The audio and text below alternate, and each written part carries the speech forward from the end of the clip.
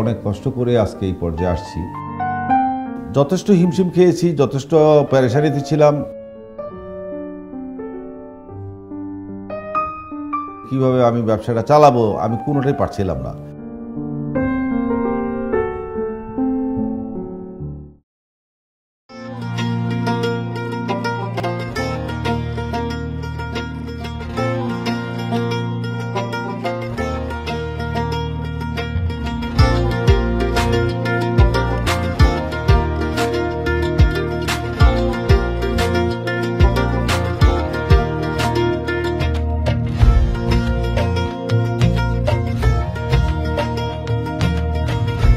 কেরিয়ারটাকে আমি আরও ভালো কিছু করা যায় কিনা ওই চিন্তায় আমি সবসময় একটা ভাবনা ছিলাম। বিজনেসের প্রতি আমার একটা দুর্বলতা ছিল ছোটোবেলার থেকেই। যেই বাসায় থাকতাম মগবাজারে, তো ওই অন দ্য ওয়েতে একটা ফার্নিচারের দোকান ছিল।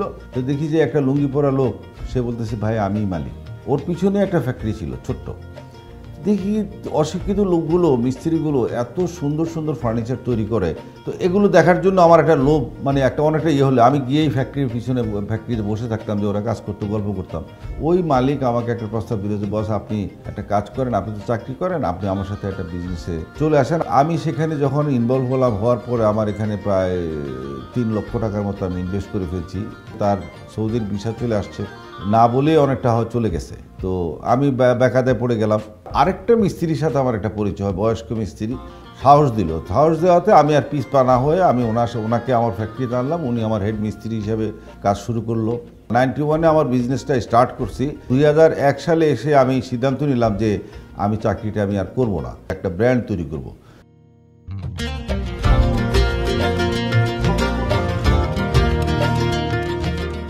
2000 সাল পর্যন্ত বাংলাদেশে হাজার হাজার কোটি টাকার ফার্নিচার ইম্পোর্ট হতো। আমাদের প্রথম টার্গেটটা ছিল যে আমরা আমাদের লোকাল মার্কেটটাকে আমরা বিট করব। 2003-04-এর মধ্যে কিন্তু একদম সম্পূর্ণ ফার্নিচার ইম্পোর্ট করা বলতে গেলে আমরা 5%-এ নিয়ে আসি। চিন্তা করলাম যে বিদেশে বিভিন্ন ফেয়ার হচ্ছে, আমরা 2-1টা ফেয়ার অ্যাটেন্ড করি। তো তার সেই ইয়েতে আমরা যেমন থাইল্যান্ড, মালয়েশিয়া, তারপরে জাপান, চায়না, এগুলো যখন আমরা ভিজিট করলাম তখন দেখলাম যে অ্যাকচুয়ালি আমরা ফার্নিচার বিজনেসে ওদের থেকে আমরা মনে হয় কয়েকশো বছর পিছিয়ে আছি। আমরা আস্তে আস্তে আধুনিক ফার্নিচারে সম্পৃক্ত হতে থাকলাম। পাশাপাশি আমরা ইউরোপে বিভিন্ন ফেয়ার আমরা প্রতি বছর অ্যাটেন্ড করা শুরু করলাম।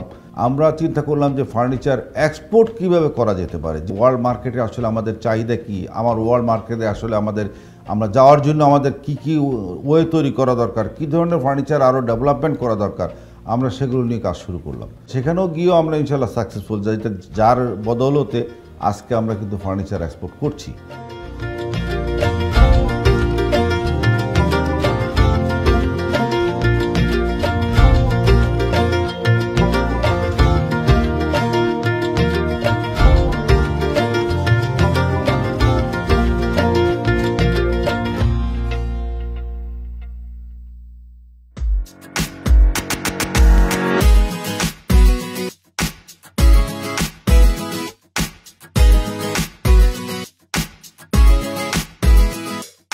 নাদিয়া ফার্নিচার পরিবারে আমার প্রায় 1180 জন এমপ্লয়ি কাজ করে। আমাদের এখানে কিন্তু সম্পূর্ণ কাজগুলো আমরা মেশিনেই করে থাকি।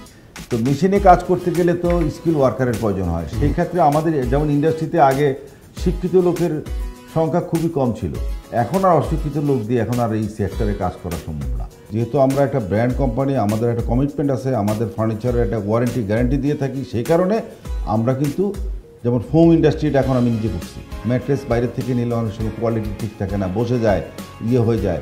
10 ইয়ার্সের আমরা গ্যারান্টি দেই। তো সেই ক্ষেত্রে এটা মেনটেন করার জন্য আমি কিন্তু এখন আমাদের ম্যাট্রেসেরও ইন্ডাস্ট্রি, এটা আমাদের ইনহাউস আমার এই নাদিয়ার করা আছে।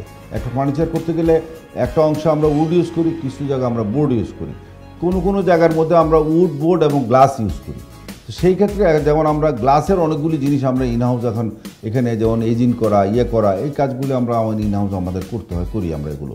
মেটালের পূর্ণাঙ্গ আমাদের একটা সেটআপ আলাদা আছে, শুধু মেটালের জিনিসই ওখানে তৈরি হয় এবং সেগুলো সম্পূর্ণ অটোমেটিক হচ্ছে মেশিনে। ইনহাউস আমার এখানে ট্রিটমেন্ট প্ল্যান্ট আছে, আমাদের এখানে সিজনিং প্ল্যান্ট আছে, কেমিক্যাল ট্রিটমেন্ট করছি আমরা। সোফার ফ্যাব্রিক্সের উপর বিভিন্ন ডিজাইন আমরা করে থাকি। সেই ডিজাইনগুলো কিন্তু আমাদের মেশিন আছে, অটোমেটিক মেশিনে সেগুলো হচ্ছে। আমাদের সিএনসি মেশিন আছে, ভিক্টোরিয়া ডিজাইনের জন্য আলাদা মেশিন আছে।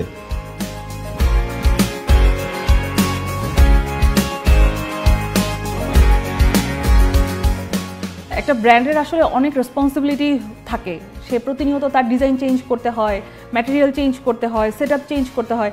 আমরা আসলে সেই সবগুলোকে টাচ করেই এগিয়ে যাচ্ছি এবং ইন ফিউচারে যারা হচ্ছে নিউ জেনারেশন আসছে তারাও যাতে আমাদের ফার্নিচারের একটা তাদের মতো টেস্ট পায়, সেই কাজও আমরা আসলে এখনই করছি। আর্কিটেকচারও আছে, প্লাস হচ্ছে ইন্টেরিয়র ডিজাইনারের যে সাপোর্টগুলোর দরকার সেগুলোও আছে, প্লাস মডার্ন মেশিন আমরা রেগুলার অ্যাড অন করছি আমাদের ফ্যাক্টরিগুলোতে, যাতে ইন্টারন্যাশনালি যে ফার্নিচার ডেভেলপমেন্টটা হচ্ছে সেটা যাতে নাদিয়াতে আমরা টাইম টু টাইম সেট করতে পারি এবং এটাকে গ্রো করতে পারি। কোয়ালিটির দিক থেকে আমরা কোনো প্রোডাক্টে কোনো অংশে কোনোটা ছাড় দিই না। বাজারে আরও 10টা ব্র্যান্ডের সাথে কম্পেয়ার করে আমরা আমাদের প্রাইসটাকে যতটুকু কম রাখা যায়, কম প্রাইসে যেন আমরা বিক্রি করতে পারি, সেদিক দিয়ে নজর রেখে আমরা কিন্তু প্রাইসিংটা তৈরি করে থাকি। যেহেতু বাংলাদেশে কোনো ম্যানুফ্যাকচারিং ফার্নিচারের উপরে কোনো ইনস্টিটিউশন নাই, সো আমার ইচ্ছা আমি নাদিয়ার একটা সিস্টার কনসার্ন গ্রুপ হিসেবে একটা একাডেমি করতে চাই, যেখানে আমি দক্ষ জনবল ক্রিয়েট করব, যারা হচ্ছে দেশে বা দেশের বাইরে গিয়ে এই ফার্নিচার সেক্টর থেকে খুব ভালো ইকোনমিতে খুব ভালো একটা ইফেক্ট ফেলতে পারে, যে ইন্ডাস্ট্রিটা আছে সেটাকে আরও বেশি ডেভেলপ করতে পারে।